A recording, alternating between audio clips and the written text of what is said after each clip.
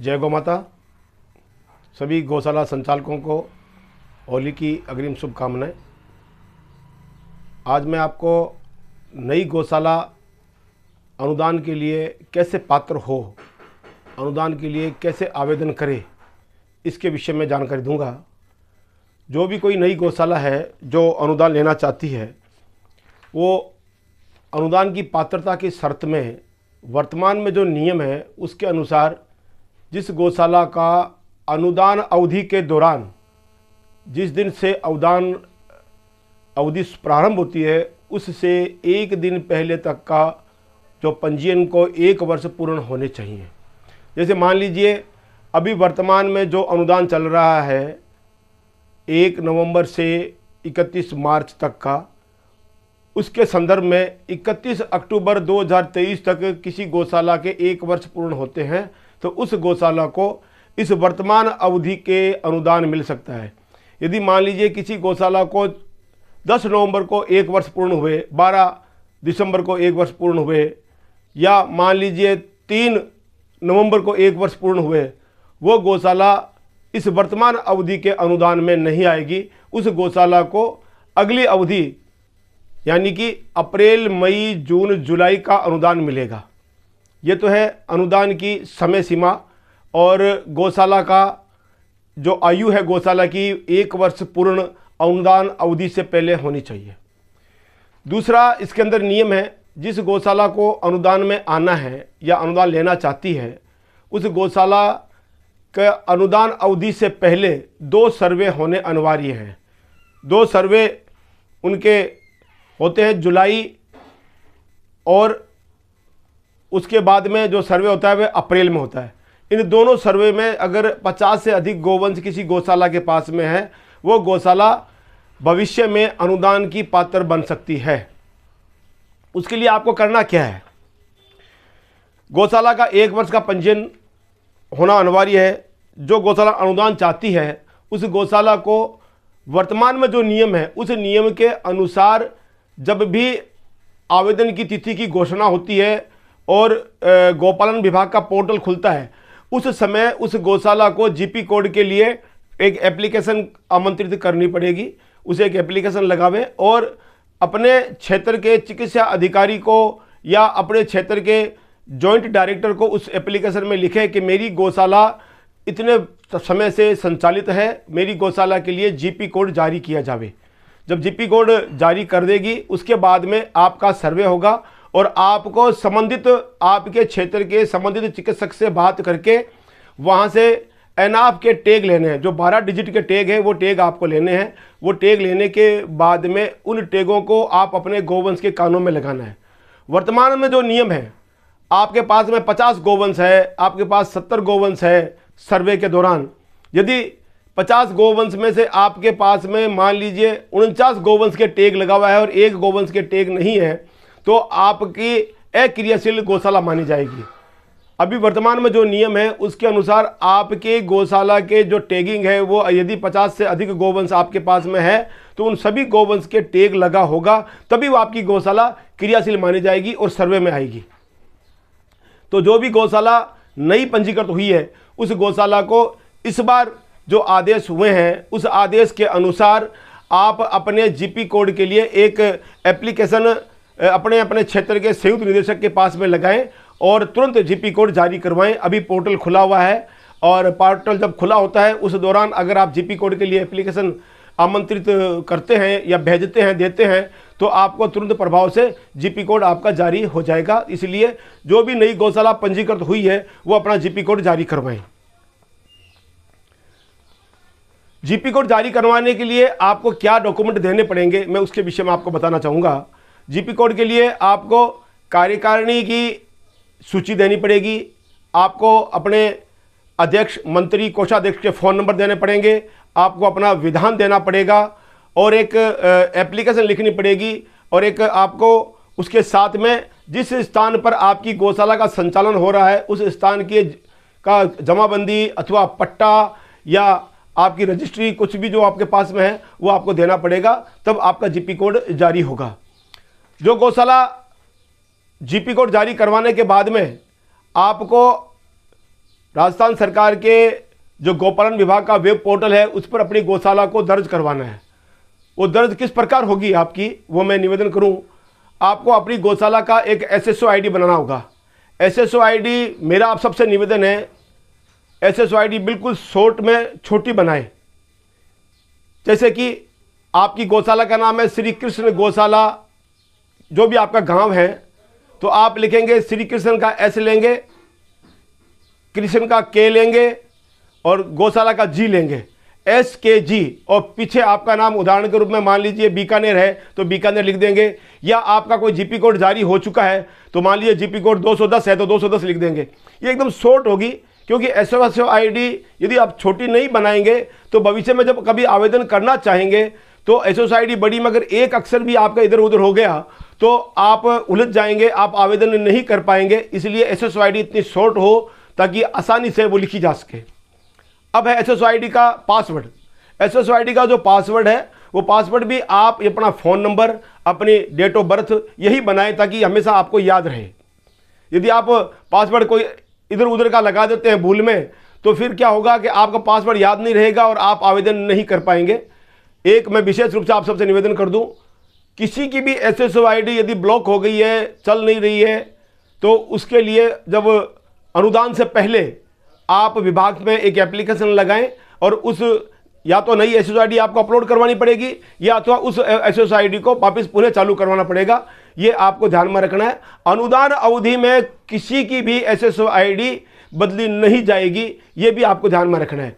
अनुदान अवधि में यदि कोई SSO ID बदलना चाहेगा तो नहीं बदल पाएगा, उसको पुरानी SSO ID से ही आवेदन करना पड़ेगा। ये विशेषकर ध्यान रखें।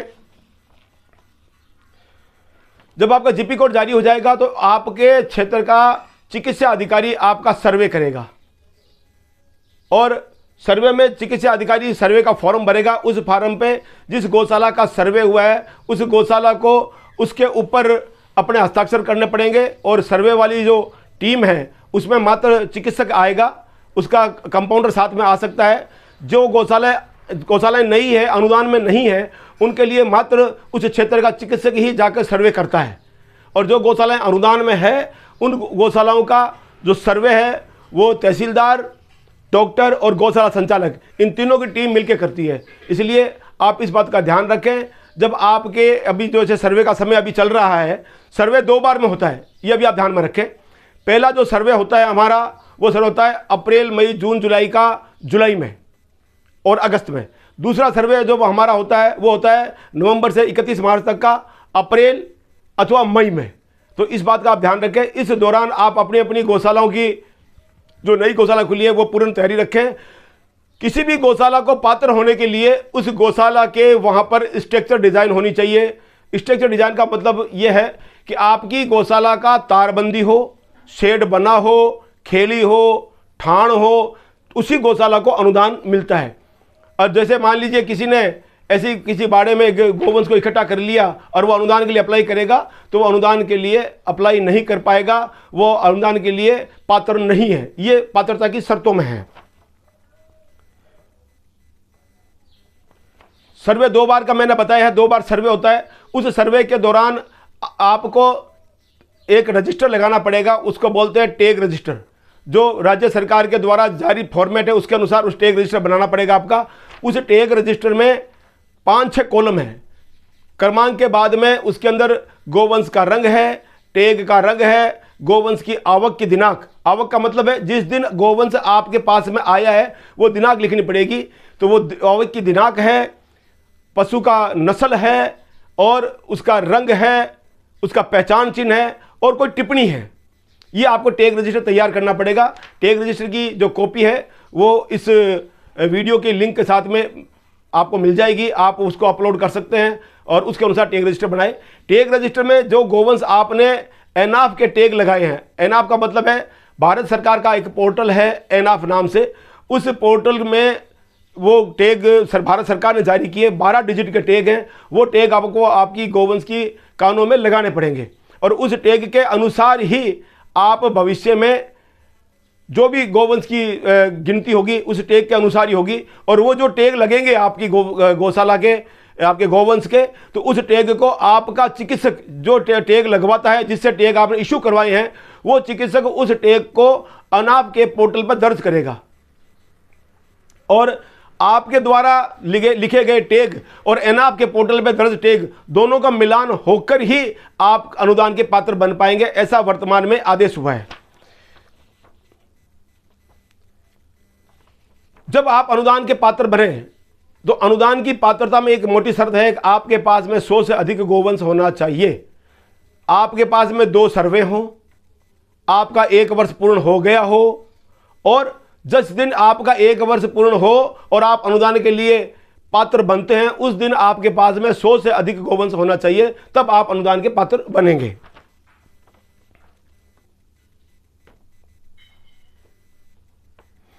और टैग रजिस्टर जो आपने बनाया है, जो गायों के कानों पर टैग लगे हैं, उसका एक रजिस्टर बना है, उस रजिस्टर के अनुसार ही आपको गोवंश की हाजिरी रजिस्टर बनाना पड़ेगा, जिसको पशु उपस्थिति पंजिका बोलते हैं हम लोग, वो बनानी पड़ेगी। उसमें आपको छोटे बड़े नर मादा लिखने पड़ेंगे, और आपके पास में गाय है, आपके पास में बैल है, आपके पास में नर गोवंश है, आपके पास में नंदी है, आपके पास में बूढ़ी गाय कितनी है, आपके पास बीमार गाय कितनी है, अंधी गाय कितनी है, आपके पास में वध से बचाए गोवंश कितने, ये सभी उस उपस्थिति पंजिका में लिखे जाएंगे। उपस्थिति पंजिका की भी एक कॉपी इस लिंक के साथ आपको उपलब्ध रहेगी, वो आप लिंक डाउनलोड करके इस उपस्थिति पंजिका को भी आप ले सकते हैं। उसके बाद ये दोनों चीज़ें जब तैयार हो जाएगी तो उसके बाद में उपस्थिति पंजिका में उपस्थित गोवंश के अनुरूप ही आपको पशु आहार व चारा रजिस्टर का संधारण करना पड़ेगा, बनाना पड़ेगा। अभी जो वर्तमान में नियम यह है, छोटे गोवंश को 3 किलो और बड़े गोवंश को 6 किलो, वैसे नियम अनुसार 4 किलो और 8 किलो होता है, परंतु वर्तमान में गौशालाएं 3 और 6 के अनुसार ही गोवंश को चारा उपलब्ध करवाती है। और पशु आहार छोटे गोवंश को आधा किलो और बड़े गोवंश को आपको 1 किलो देना होता है। छोटा गोवंश की मैं बारे में बता दूं आपको, छोटा गोवंश 0 से लेकर 3 वर्ष से पहले तक का छोटा गोवंश कहलाता है, और 3 वर्ष से अधिक उम्र का बड़ा गोवंश कहलाता है। ये आपको ध्यान में रहना चाहिए। और जो गौशाला अनुदान के इच्छुक है और वो उसको गौशाला का संचालन करते हुए 1 वर्ष से अधिक हो चुका है, वो गौशाला अपनी ऑडिट करवाए। किसी भी सीए के पास में जाके जो पूरे वर्ष का आपने जो खर्चा किया है, आपने लेबर को पेमेंट किया है, आप चारा लाए हैं, आपने मरम्मत करवाई है, रिपेयर करवाई है, आपने ठान शेड छप्पर बनवाए हैं, उन सब की एक रोकड़ बनाकर उसकी ऑडिट करवाएं। और जो गौशाला अनुदान लेने की इच्छुक है उसके लिए राज्य सरकार के द्वारा निर्धारित GA48 रोकड़ ही उसमें लागू होगी। वो रोकड़ आपको मैनुअली हाथ से लिखवानी पड़ेगी। किसी भी आप जो मुनीम का काम करते हैं उनसे लिखवा सकते हैं, या आप स्वयं इस विषय पर योग्य हैं तो आप स्वयं भी लिख सकते हैं। तो GA48 रोकड़ में ही भविष्य के सभी तरह के लेखा संधारण किए जाएंगे। इसलिए GA48 आपके क्षेत्र के किसी भी सरकारी जो बुक डिपो है, जहां पर सरकार के कागज मिलते हैं, फॉर्म मिलते हैं, वहां पर GA48 आपको उपलब्ध हो सकती है। जो गौशाला अनुदान लेने की इच्छुक है, जो टैग रजिस्टर हमने एनाफ के टैगों को लगाकर बनाया है, उस टैग रजिस्टर को आपको एक्सेल शीट बनवानी पड़ेगी। MS एक्सेल पर जाकर उसकी शीट बनवाएं, और वो शीट एक्सेल शीट का जो फाउंट है वो मंगल फाउंट होना चाहिए आपका, ताकि वो, क्योंकि विभाग के द्वारा मंगल फाउंट ही तय किया गया है, उससे ही विभाग में अपलोड किया जाएगा। और अगर जब आपकी SSO ID लिंक हो चुकी होगी तो आप जब अपना परफॉर्मा खोलेंगे तो खोलने पर वहाँ पर एक एक्सेल शीट का प्रपत्र 5 का एक परफॉर्मा भी अपलोड है। वो परफॉर्मा उठाकर उसमें आप टाइप करवा सकते हैं। आपके पास जितना गोवंश है उस सारे गोवंश को एक्सेल शीट में टाइप करना पड़ेगा, और वैसी की वैसी शीट आपका डॉक्टर भी अपने एनाप के पोर्टल पर टाइप करेगा। दोनों की मिलान करके ही आपको अनुदान दिया जाएगा।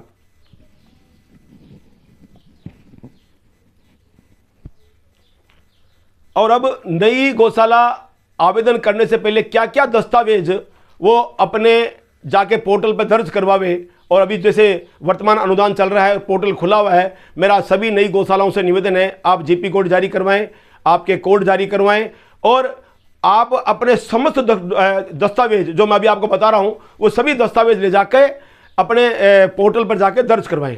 पहला काम है आपको आपकी SSO ID बनवाना। एसएसओ आईडी आप अपने संगठन के मंत्री, अध्यक्ष, कोषाध्यक्ष के नाम से बनवाएं, मुनीम के नाम से एसएसओ आईडी ना बनाएं। और उसके कोड भी आप मुख्य पदाधिकारियों के नाम पर ही रखें।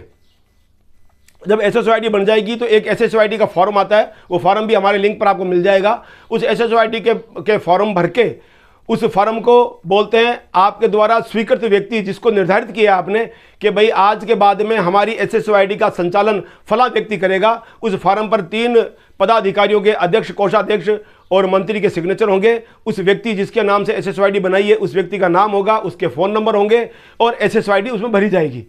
और ऊपर आपकी गौशाला का नाम होगा, आपकी गौशाला का जीपी कोड होगा। वो भरकर आप विभाग में जमा करवाएंगे, तब विभाग आपकी एसएसओ आईडी को अपने पोर्टल पर लिंक करेगा ताकि भविष्य में आप आवेदन कर सकें। इसके लिए जो मुख्य जो दस्तावेज देने हैं वो देने, एक तो पंजीकरण प्रमाण पत्र आपको देना है, जो संस्था पंजीयन आपने करवाई है उसका प्रमाण पत्र आपको देना है, आपको अपनी कार्यकारिणी देनी है, जो आपकी जो कार्यकारिणी बनी है संस्था की वो कार्यकारिणी देनी है। कार्यकारिणी के अध्यक्ष, मंत्री, कोषाध्यक्ष तीनों के आपको फ़ोन नंबर देने हैं, आपको एसएसओ आईडी का फॉर्म भर के देना है। आप जिस तहसील, पंचायत समिति, विधानसभा, लोकसभा में रहते हैं उनके नाम भी लिख के ले जाने हैं कि मैं, जैसे मान लीजिए मैं बीकानेर हूँ तो मेरी पंचायत समिति बीकानेर है और मेरी लोकसभा बीकानेर है, मेरी विधानसभा बीकानेर पश्चिम है। ये आपको लिख के ले जाना पड़ेगा। जिस भी जिले से हैं, जिस भी क्षेत्र से हैं, जिस भी गाँव से हैं, उस गांव की ग्राम पंचायत, उस गांव की पंचायत समिति, उस गांव की विधानसभा और उस गांव की लोकसभा आपको एक पन्ने पर लिख के ले जानी है। गौशाला के मनोनीत व्यक्ति का प्रमाण पत्र आपको लेके जाना है साथ में। वो जो मैंने अभी बताया इसका फॉर्मेट आपको मैं इस लिंक में आपको मिलेगा, वो आप साथ में लेकर जाना है। और एक फॉर्मेट है जो जारी किया है गौपालन विभाग ने, निर्धारित भूमि प्रमाण पत्र। निर्धारित भूमि प्रमाण पत्र के अंदर आपको जिस स्थान पर आप अपनी गौशाला का संचालन कर रहे हैं उस स्थान के लिए एक प्रमाण पत्र आपको बनाना पड़ेगा। उस प्रमाण पत्र को आप इस प्रकार बनाएंगे, उसमें छपा हुआ है, इसमें लिंक में आपको मिल जाएगा। उसमें आपको अपनी जहाँ गौशाला चल रही है उस गौशाला की स्थिति आपको बतानी पड़ेगी और वो गौशाला में कितनी ज़मीन पर गौशाला का जो ढांचागत विकास किया आपने, जो शेड, छप्पर, ठाण कैसे बने हैं वो आपको उसमें साहित्य में जोड़ना पड़ेगा। और उस प्रमाण पत्र पर टोटल कितनी भूमि आपको उस प्रमाण पत्र पर लिखनी पड़ेगी। उस प्रमाण पत्र को आपके सरपंच से सत्यापित करवाना पड़ेगा, वो प्रमाण पत्र, या पटवारी से सत्यापित करवा लें, ये आपको करना पड़ेगा। इसके साथ में आपको प्रमाण पत्र के साथ में यदि आपकी भूमि निजी नहीं है, निजी भूमि है तो रजिस्ट्री साथ में लगाएं, उसका नक्शा साथ में लगाएं, निजी नहीं है तो उसकी जमाबंदी लगाएं और उसका खसरा नंबर लगाएं, उसका एक नक्शा साथ में लगाएं। उसके बाद एक आपको नजरी नक्शा देना पड़ेगा, जो आपने गौशाला बनाई है उस गौशाला को कहाँ पर क्या बना हुआ है वो आपको लगाना पड़ेगा। यहाँ पर शेड बना हुआ है, यहाँ ठान बने हुए हैं, यहाँ कमरा बना हुआ है, ये हमारी 4 दीवारी है, ये हमारा गेट है। और उसके बाद में एक आपको अपनी गौशाला की फ़ोटो गेट सहित खींचकर उसके साथ में 3-4 फोटो आपको साथ में देनी पड़ेगी, जो आपकी फ़ोटो उस आईडी पर अपलोड होगी। उसके साथ आपको अपना कैंसिल चेक और बैंक स्टेटमेंट भी उनको देना पड़ेगा, ताकि वो बैंक की डिटेल वहाँ पर अपलोड होगी।